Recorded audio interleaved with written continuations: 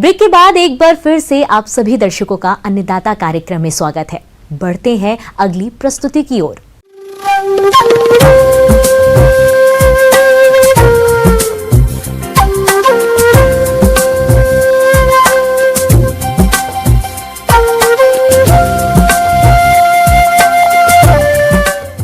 मौसम के अनुसार प्रबंधनों पर ही टिकी है आपकी खेतीबाड़ी, इसलिए मौसम पूर्वानुमान और उस पर आधारित साप्ताहिक कृषि सलाह इस प्रकार है।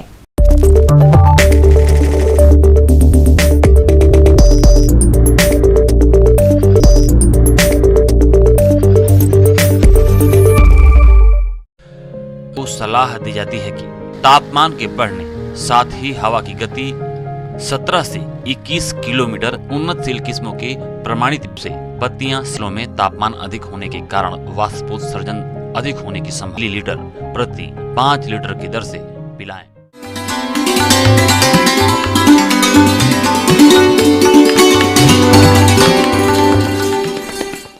अन्नदाता हेल्पलाइन निशुल्क फोन संपर्क सेवा के माध्यम से आपकी द्वारा पूछी गई समस्याओं में से एक या दो महत्वपूर्ण समस्याओं को हम अपने कार्यक्रम में शामिल करते हैं।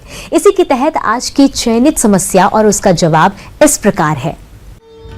आज के अन्नदाता हेल्पलाइन में जिस प्रश्न को कार्यक्रम में शामिल किया गया है उसे पूछा है जिला भोपाल के किसान वैभव गुलाटी ने। आप खरगोशों के स्वास्थ्य प्रबंधन पर जानकारी चाहते हैं, तो वैभव जी आपकी जानकारी के लिए प्रस्तुत है कार्यक्रम का यह अंश।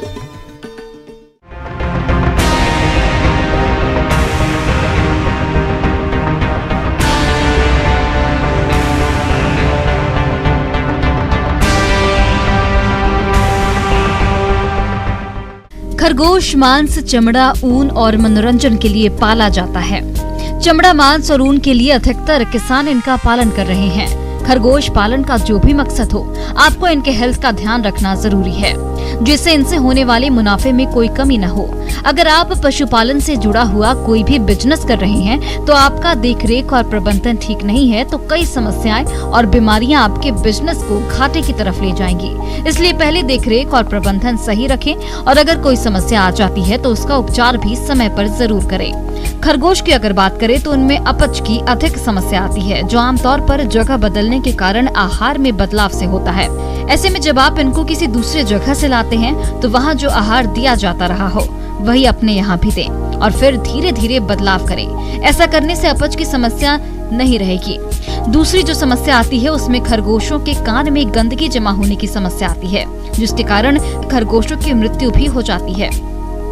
इस बीमारी से बचाव के लिए केज की साफ सफाई जरूरी है और कैंकर से ग्रस्त खरगोश के कान में बेंजाइल बेंजोएट दवा की 2 से 3 बूंदे मात्र रुई से लगाकर कान में डालते हैं तो शुरुआती अवस्था में आसानी से कंट्रोल किया जा सकता है। अगर यह बीमारी बढ़ गई हो तो उस दशा में आइवरमेक्टिन 0.2 मिलीलीटर प्रति किलोग्राम शरीर भाप पर लगाएं। इससे पूरी तरह कंट्रोल हो जाता है। तीसरी समस्या है आंखों से पानी आने की। यह समस्या खरगोशों के आवास में अधिक नमी होने से आती है। इससे बचाव के लिए केजों की बर्निंग और साफ सफाई करते रहें, जिससे अधिक नमी नहीं आए। इसके उपचार के लिए बोरिक एसिड की थोड़ी सी मात्रा पानी में घोल करके दिन में 2 से 3 बार आंख के पास छिड़कते रहें। अगर इससे भी समस्या खत्म नहीं होती है तब आप जेंटामाइसिन या फिर न्यूरोमाइसिन की 1-1 या फिर 2-2 बूंद दिन में 3 बार आंखों में डालें। ऐसे में इसमें 2 से 3 दिन में यह समस्या दूर हो जाती है। किसान भाइयों, इस तरह से आप खरगोशों का ध्यान रखकर इस बिजनेस से अच्छा मुनाफा लेते रहेंगे। एक बात का ध्यान रखिएगा कि आप जिस दवा का भी प्रयोग करें, पशु डॉक्टर की सलाह लें।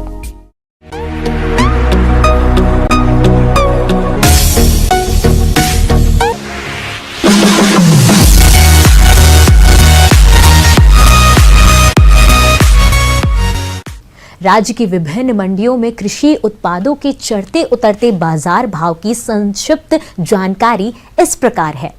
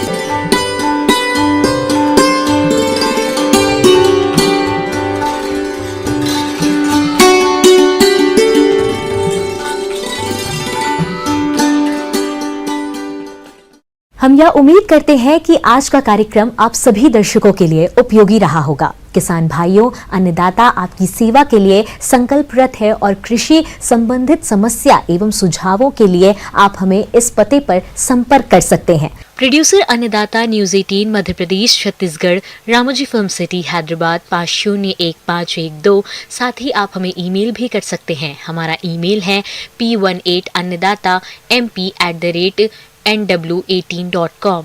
इसके अतिरिक्त आप हमें निशुल्क हेल्पलाइन नंबर 1800889216 पर सोमवार से शनिवार सुबह 10 से शाम 4 बजे के बीच संपर्क कर सकते हैं। फिलहाल अन्नदाता की पूरी टीम को इजाजत दीजिए। कल फिर इसी समय आपसे मुलाकात होगी कृषि संबंधित कुछ और महत्वपूर्ण जानकारियों के साथ। नमस्कार।